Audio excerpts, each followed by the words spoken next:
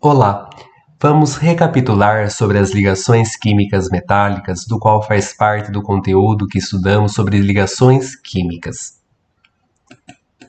De acordo com a tabela periódica, temos as seguintes características dos elementos químicos, onde o grupo 1 são formados por metais alcalinos, ou a família 1A, o grupo 2 os metais alcalinos terrosos.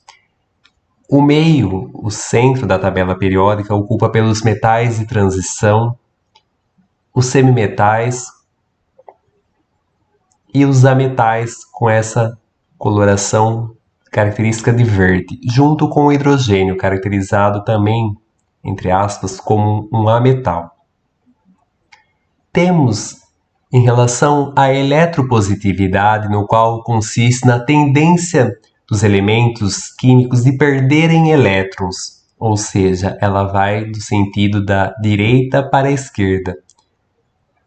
Quanto mais rente a ponta da seta, mais no sentido à esquerda, maior será o caráter metálico desse determinado elemento químico.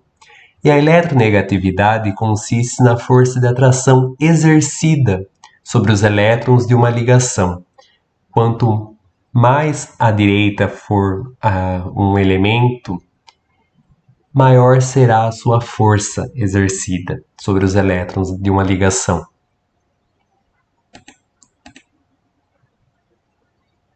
De acordo, então, como um exemplo de eletronegatividade, temos os seguintes elementos químicos, o flúor e o frâncio. O frâncio, à esquerda, ele tem um valor de eletronegatividade de 0,7, enquanto o flúor tem um valor de eletronegatividade de 4, ou seja, o flúor, a gente pode dizer que ele é mais eletronegativo do que o frâncio, que tem um valor menor. Recordando sobre as ligações químicas, temos que metal mais ametal, ou ainda englobando aqui os semimetais, constituem as ligações iônicas.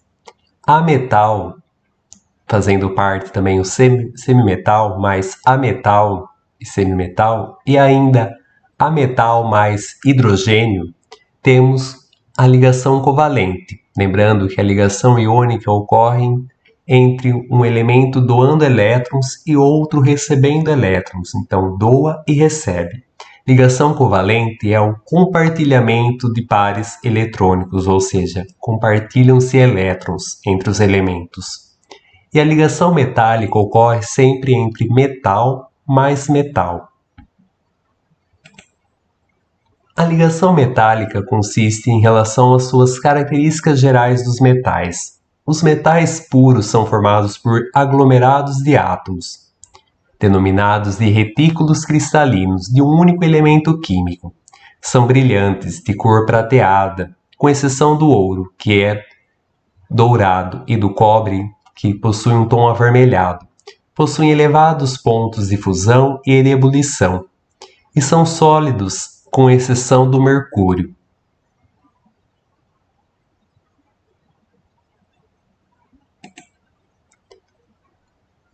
Vamos observar um exemplo de um exercício que constava no roteiro de atividades da semana de 10 a 14 de agosto e retirado do caderno do aluno do segundo bimestre, da página 46. Dadas as substâncias abaixo, aponte qual ligação química, se é iônica, covalente ou metálica, realizam e explique cada uma delas. Temos no primeiro NaBr, no 2 C12H22O11, no 3 Mg, metal magnésio, 4 C8H18 e no 5 C4H10. Podemos observar aqui, tirando pela tabela periódica, que o sódio e o bromo, o sódio ele é eletropositivo, ele tem uma tendência de perder elétrons da família 1A ou grupo 1, enquanto o bromo ele tem uma característica de receber elétrons, de força exercida sobre esses elétrons de uma ligação, então ele é mais eletronegativo. Então, positivo e eletronegativo ocorrem diferenças de cargas elétricas. Então, consiste numa ligação iônica, onde o sódio seria Na+, e o bromo seria Br-.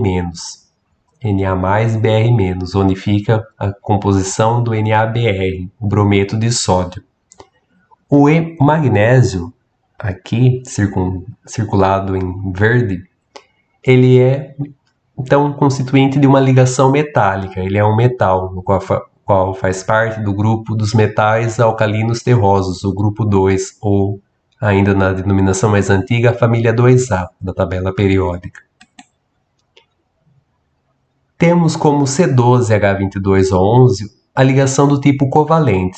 Se nós fôssemos destrinchar pela maneira da fórmula estrutural essa composição, esse composto molecular, temos as seguintes características. São 12 carbonos formados, onde tem os Czinhos aqui, unidos a 22 hidrogênios, onde está em verde, tom verde, e 11 oxigênios, que estão reunidos, colocados na cor vermelha. Então, ele é um composto com grandes quantidades de átomos, e eles estão compartilhando elétrons. Então, por isso é uma ligação covalente, ou também chamada molecular. No 4, aqui o C8H18, assim como no 5, C4H10, são compostos covalentes, são formados por ligações covalentes, no qual aqui temos o C8H18, o propano, e no C4H10 é o butano, onde há compartilhamento entre carbonos e carbono e hidrogênio, que é assunto sobre a química orgânica, estudado no 3º ano do ensino médio.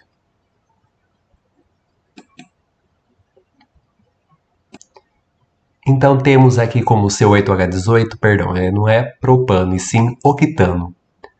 São 8 átomos de carbonos unidos entre si junto a hidrogênios, e o nome é octano. Acabei falando errado.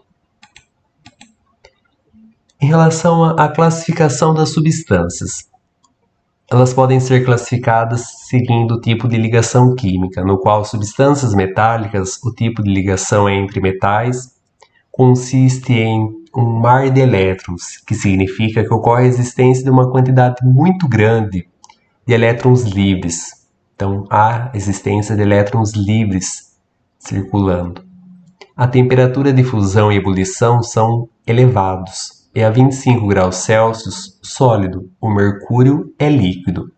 As substâncias iônicas, o tipo de ligação é ligação iônica, há uma atração eletrostática. São elevados o TF e TE, e a 25 graus Celsius são sólidos, a temperatura ambiente. Substâncias moleculares, o tipo de ligação é covalente. Há o compartilhamento de elétrons, possuem baixa temperatura de fusão e ebulição, e a 25 graus Celsius podem ocorrer nos estados físicos gasoso, líquido e sólido.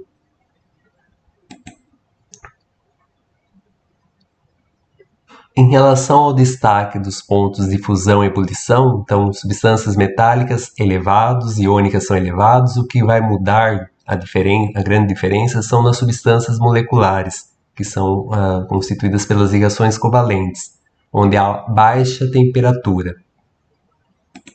Quanto a outras características, as substâncias metálicas então possuem brilho metálico característico, são maleáveis e apresentam ductilidade, as iônicas são duras e quebradiças, e as moleculares, em condições ambientes, podem ser encontrados nos 3 estados físicos, o gasoso, o líquido e o sólido.